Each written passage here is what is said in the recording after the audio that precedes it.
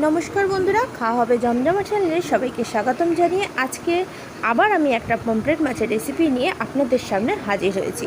আজ রবিবার, আর রবিবারের দুপুরটা একটু জমজমাট খাওয়ার জন্য আজকে আমি বানিয়ে নিয়েছি পমফ্রেট মাছের মালাইকারি। তার জন্য আমি পমফ্রেট মাছ এখানে ধুয়ে পরিষ্কার করে নিয়েছি, আর তার মধ্যে দিয়ে দিয়েছি আমি নুন আর হলুদ। নুন হলুদ ভালো করে মাছের মধ্যে মাখিয়ে রাখবো মিনিট 15-এর জন্য। এখন নুন হলুদ মাখানো হয়ে গেছে, আমি চাপা দিয়ে মাছটাকে মিনিট 15 করে রেখে দেবো। রবিবারের দুপুরটা পমফ্রেট মাছের মালাইকারি দিয়ে খাওয়াটা জাস্ট ফাটাফাটি হচ্ছে। আর এর জন্য আমি নিয়েছি একটা গোটা নারকেল। এই নারকেলটা আমার সম্পূর্ণ লাগবে না, আমি নারকেলটা কুড়িয়ে নিয়েছি, আর সেই কোড়ানো নারকেল থেকে 1 কাপ নারকেল কোড়া আমি নিয়ে নিয়েছি। এই 1 কাপ নারকেল কোড়ার মধ্যে আমি আরও 1.5 কাপ মতন গরম জল মিশিয়ে দেবো, নারকেল থেকে যাতে দুধটা খুব ভালোভাবে বেরিয়ে যায়। এই গরম জল মিশিয়ে দিয়েছি, আর এখন এটা আমি মিনিট 15-20 জন্য গরম জলের মধ্যে নারকেল কোড়াটাকে ভিজিয়ে রেখে দিচ্ছি। এদিকে গ্যাসের মধ্যে একটা কড়াই বসিয়ে দিয়েছি, আর তেলটা বেশ গরম হয়ে এসছে। এই গরম তেলের মধ্যে আমি এখন একটা একটা করে পমফ্রেট মাছগুলোকে ছেড়ে দেবো, দিয়ে নাড়াচাড়া করে ভালো করে পমফ্রেট মাছটা ভেজে নেবো। আর যতক্ষণ আমি মাছটা ভাজছি, তুমি যদি আমার চ্যানেলে নতুন বন্ধু হয়ে থাকো, চ্যানেলটিকে সাবস্ক্রাইব করে নিয়ে পাশে থাকা বেল আইকনটিতে অবশ্যই ক্লিক করো। পরে যখন যে রেসিপি আপলোড করব তার নতুন নোটিফিকেশান পাওয়ার জন্য। মাছটা বেশ ওলট পালট করে এখন ভেজে নিচ্ছি। এইভাবে আমি সব কটা মাছই ভেজে নেবো। আমি এখানে 5টা মাছ নিয়েছি, আর 5টা মাছই খুব ভালো করে ভেজে নিয়েছি।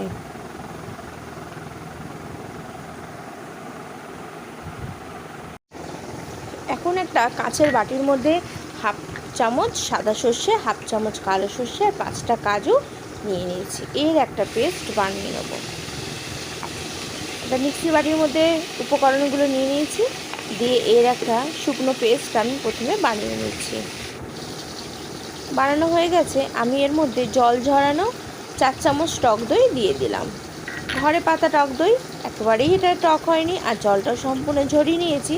টকের লেশমাত্র নেই, কিন্তু স্বাদটা রয়েছে। আর টক দইয়ের বাটি ধোয়া জলটাও আমি এর মধ্যে দিয়ে একটা ঘন পেস্ট বানিয়ে নিচ্ছি। এখানে আমি 2টো মাঝারি সাইজের পেঁয়াজ নিয়েছি, পেঁয়াজটাকে একটু মিক্সি করে নিচ্ছি। একটা মিক্সির বাটিতে গোটা 10-12 মতন আমি রসুন কুয়ো দিয়ে দিয়েছি, আর 2 ইঞ্চি মতন আদা ছোট ছোট করে টুকরো করে নিয়েছি, আর দিয়ে দিচ্ছি স্বাদ মতো কাঁচা লঙ্কা, আর দিয়ে দিলাম লবঙ্গ 2টো, 1.5 ইঞ্চি মতন দারচিনি ভেঙে নিয়েছি, আর 2টো এলাচ।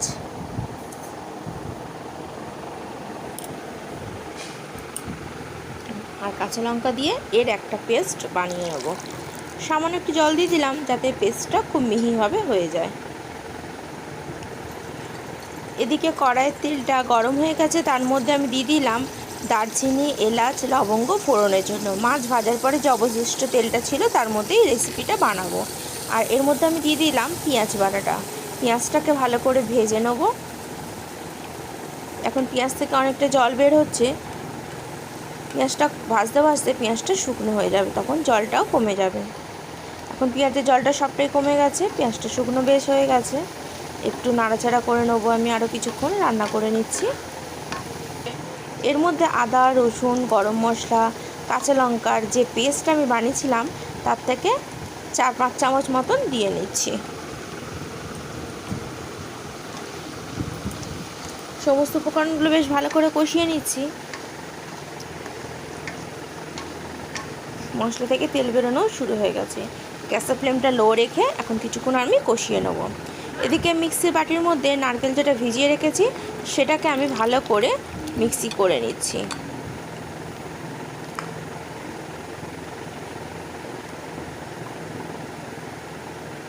ভালো করে মিক্সি করে নেওয়া হয়ে গেছে। একটা বাটি নিয়ে একটা ছাঁকনির সাহায্যে নারকেলটাকে আমি ছেঁকে নিচ্ছি। নারকেলের ছিপড়াটা আটকে যাবে, আর দুধটাকে আমি নিয়ে রেসিপিতে লাগাবো। তবে ছিপড়াটা ফেলে দেবেন না। আবার কোনো যখন রেসিপি বানাবেন, এই নারকেলের যে ছিপড়াটা অবশিষ্ট থাকছে এটা দিয়ে আপনি কিছু একটা বানিয়ে নিতেই পারবেন। দুধটা আমি বেশ বার করা হয়ে গেছে। আমি চিপে চিপে আর যেটুকু দুধ নারকেলের মধ্যে রয়ে গেছে সেটাকেও আমি বার করে নিচ্ছি।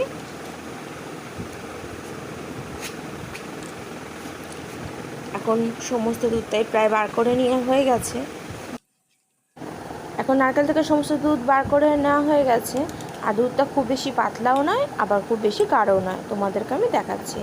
আর মশলাটার দিকে তো আমার ভালো মতন কষানো হয়েই এসছে। আর কিছুক্ষণ আমি এটাকে রান্না করে নিচ্ছি। এখন এর মধ্যে সর্ষে আর কাজু আর টক দইয়ের যে পেস্ট ছিল সেটা দিয়ে দিলাম। ভালো করে এবার কিছুক্ষণ এটাকে কষিয়ে নেব।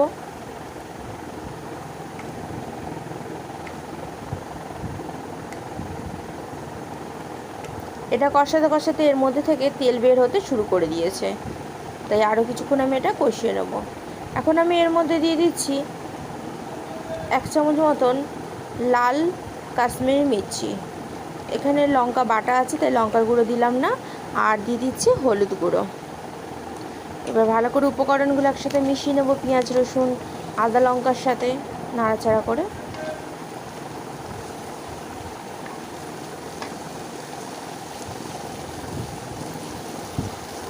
বেশ ভালো করে এটা মেশানো হয়ে গেছে।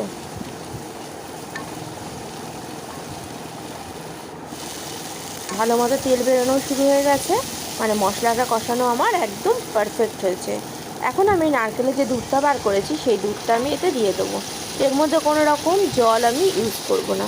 তবে তোমাদের যদি মনে হয় যে একটু জল দেওয়ার প্রয়োজন আছে, তাহলে তোমরা এতে যে লিকুইড দুধ আমরা খাই সেই লিকুইড দুধ এর মধ্যে দিতে পারো।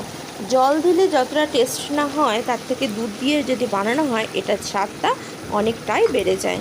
এখন এটা ফুটতে শুরু করেছে, আমি ভালো করে একটু নাড়াচাড়া করে নিচ্ছি।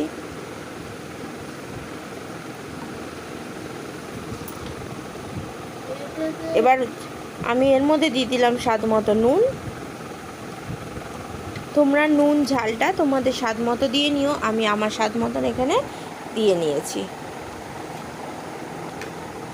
জলটা ফুটতে শুরু হয়েছে, আর এর মধ্যে এখন আমি ভেজে রাখা মাছগুলো দিয়ে দেবো একের পর এক।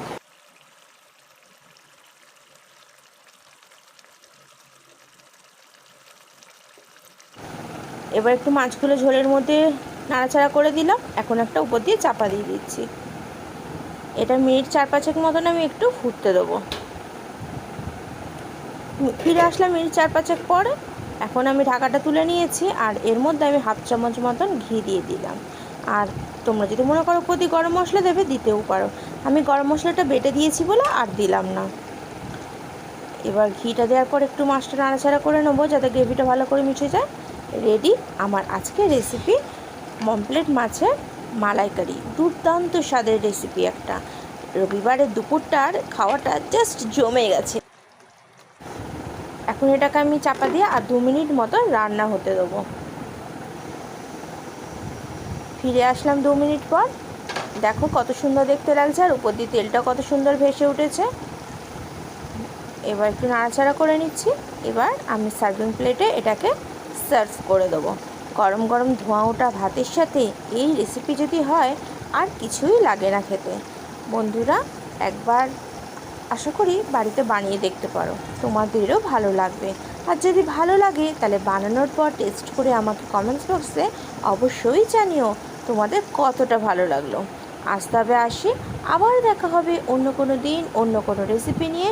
সবাই ভালো থেকো, সুস্থ থেকো, আর আমার পাশে থেকো।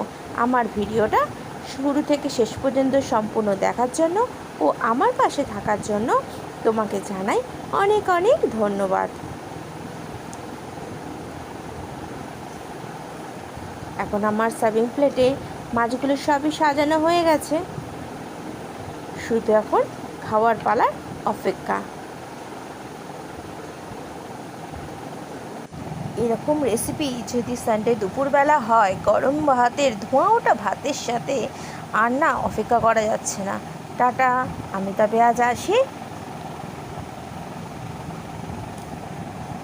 আবার দেখা হবে অন্য কোনো দিন অন্য কোনো রেসিপি নিয়ে। অপেক্ষায় থাকো। লাইক করো, কমেন্টস করো, শেয়ার করো, সাবস্ক্রাইব করো। আমার চ্যানেলে খাওয়া হবে জমজমাটে।